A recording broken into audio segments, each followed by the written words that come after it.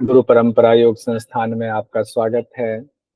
18 जून को जो पेपर हुआ था जो कि रद्द हो गया और जिसकी वजह से आप लोगों को अभी 2 दिन बाद पेपर देना है, उसमें कई हम लोगों ने करवा दिया था।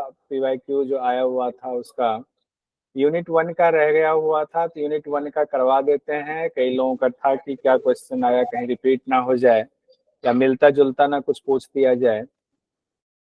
यूनिट 1 से संबंधित जो एक सवाल आया था वो था योगियों का जीवन परिचय से संबंधित, जिसमें था सूची 1 और सूची 2 का मिलान कीजिए।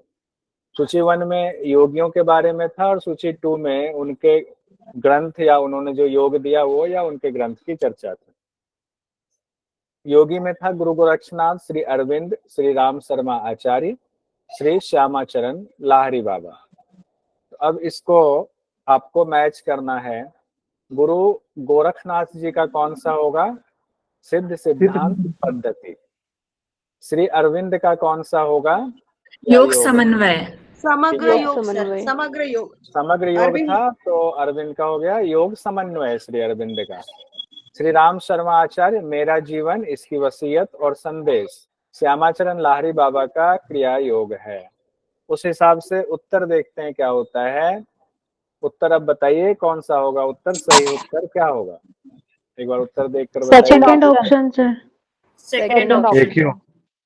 सेकंड ऑप्शन होगा, यानी कि ए का 4 गुरु गोरक्षनाथ से सिद्धांत पद्धति, बी श्री अरविंद का 3 योग समन्वय समग्र योग, सी का श्री राम शर्मा आचार्य जी का मेरा जीवन इसकी वसीयत और संदेश, श्यामाचरण लाहिरी बाबा क्रिया योग।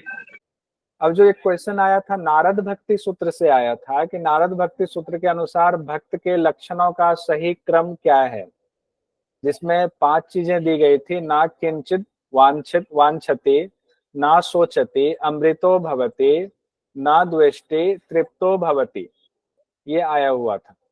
अब इसमें ऑप्शन दिया हुआ, ये थोड़ा सा आपको टफ लग रहा होगा, तो अगर हम पुस्तक में जाएं तो इसका नारद भक्ति सूत्र का चौथा और 5वां सूत्र है यल लब्ध्वा पुमान सिद्धो भवति, अमृतो भवति, तृप्तो भवति। उसके बाद है यत प्राप्य ना किंचित वाच्छति, ना सोचति, ना द्वेष्टि, ना रमते, नोत्साही भवति।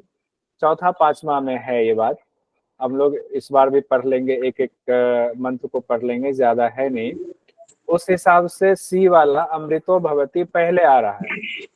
एक भी अगर पता चलता है कि पहले कौन सा आ रहा है, इसका कुछ हम निमोनिक भी बना लेंगे, तो पहला दूसरा वाला आंसर सही है। पहले है सी अमृतो भवति, उसके बाद है तृप्तो भवति, उसके बाद है ना किंचित वाच्छति, उसके बाद है ना सोचति, ना द्वेष्टि।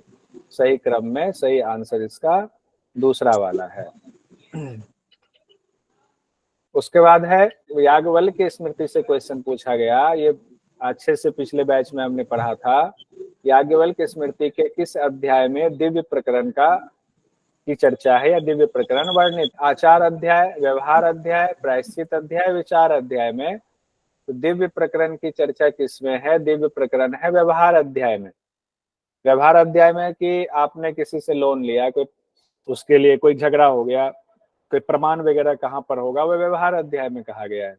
तो दिव्य प्रकरण में क्या बात आई थी कि प्रमाण मान लीजिए नहीं है तो दिव्य को प्रमाण माना जाता है, तराजू से तौलने वाली बात आई है, और उस समय जल अग्नि आदि को साक्षी के रूप में माना जाता है। तो और विस्तार से अभी तो नहीं देखेंगे, बाद में जब हम लोग पढ़ेंगे याज्ञवल्क्य की स्मृति उसमें देख लेंगे। तो दिव्य प्रकरण व्यवहार अध्याय के अंतर्गत है। लेकिन जब हम लोगों ने इसको पढ़ा था, वीडियो पढ़ा होगा, वीडियो देख लीजिए, उसमें आपको पूरा क्लियर हो जाएगा। उसके बाद एक क्वेश्चन पूछा गया बौद्ध दर्शन से। बौद्ध दर्शन के अनुसार अष्टांगिक मार्ग का 7वां चरण है। अब अष्टांगिक मार्ग मतलब 8 चरण है, तो उसमें दिया हुआ सम्यक दृष्टि, सम्यक स्मृति, सम्यक कर्मांत, सम्यक ध्यान। तो अष्टांग मार्ग तो याद होना चाहिए। सम्यक दृष्टि पहला है, सम्यक संकल्प दूसरा है, सम्यक वाक तीसरा है, सम्यक कर्म चौथा है, सम्यक आजीविका 5वां है, सम्यक व्यायाम 6ठा है, सम्यक स्मृति 7वां है, सम्यक समाधि 8वां है। हाँ, सम्यक स्मृति है ना दूसरा वाला, है दूसरा वाला। दूसरा वाला। तो सम्यक स्मृति इसमें दूसरा वाला आंसर है। ये तो याद करना पड़ेगा। एक क्वेश्चन ये पूछा गया, जैन दर्शन से पूछा गया कि गंभीर योगाभ्यास करता है के लिए प्रेक्षा ध्यान का सही अनुक्रम है शरीर प्रेक्षा, कायोत्सर्ग, अंतरयात्रा, श्वास प्रेक्षा, चैतन्य केंद्र प्रेक्षा। प्रेक्षा ध्यान के मुख्य अंग हैं कायोत्सर्ग, अंतरयात्रा, श्वास प्रेक्षा, शरीर प्रेक्षा, चैतन्य केंद्र प्रेक्षा और लेस्या ध्यान प्रेक्षा और अनुप्रेक्षा। इस तरह से 7 चीजें कही गई हैं। कायोत्सर्ग, अंतरयात्रा और श्वास प्रेक्षा BCD, श्वास प्रेक्षा, और उसके बाद शरीर प्रेक्षा और फिर शरीर प्रेक्षा और ये वाला हो गया ई, चैतन्य वाला ई है, चैतन्य केंद्र प्रेक्षा। ये PDF भेज दूंगा तो आपको ये सीक्वेंस भी मिल जाएगा। उसके बाद जैन दर्शन से एक और सवाल आया था। जैन दर्शन के अनुसार अनुप्रेक्षाएं हैं, प्रेक्षा और अनुप्रेक्षा। अनुप्रेक्षा 12 होती है, इसमें 12 भावना होती है। तो अनुप्रेक्षा में कहा गया एकत्व, तप, निर्जरा, याचना, धर्म भावना, 5 तो दिया गया है। नीचे दिए गए विकल्प में से सही उत्तर का चयन कीजिए। ACE। अब देखिए यहाँ एक बार 12 भावना, जो 12 अनुप्रेक्षा है वो ऐसा है: अनित्य अनुप्रेक्षा, अशरण अनुप्रेक्षा, संसार, एकत्व, अन्यत्व, अशुचि, आश्रव, संवर, निर्जरा, लोक, बोधि, दुर्लभ, धर्म भावना। तो उस हिसाब से एकत्व एक दिया गया है, दूसरा निर्जरा भी है इसमें, तीसरा धर्म वाले को क्या कहा गया, धर्म भावना। ACE, एकत्व, निर्जरा, धर्म भावना, A, C और E। तो दूसरा वाला जो है ACE, ये ऑप्शन सही है। जिनका पढ़ा हुआ नहीं है और 4 को पेपर है, मैं अभी थोड़ी देर में इसको भेजता हूँ। जैन दर्शन से देखिए एक और सवाल पूछा गया। 3 सवाल अभी तक जैन दर्शन से आ चुका है जो नजर आ रहा है कि पंच समिति, जैन दर्शन में पंच समिति का क्रम क्या है? भाषा, आदान, एषणा, इर्या और उत्सर्ग। भाषा, आदान, एषणा, इर्या, उत्सर्ग। नीचे दिए गए विकल्पों में से सही उत्तर का चयन कीजिए। तो इसका पंच समिति को 5 नियम कहा गया है, आचरण के 5। फोर्थ कौन सा? ऑप्शन। आप कह रहे हैं 4th ऑप्शन। सही उत्तर 4th वाला, DACBE। D इर्या, A भाषा, एषणा, आदान और उत्सर्ग। उत्सर्ग सबसे लास्ट में। तो इसका आचरण यानी कि पंच समिति ये है: इया समिति, भाषा समिति, एषणा समिति, आदान निक्षेपणा और उत्सर्ग समिति।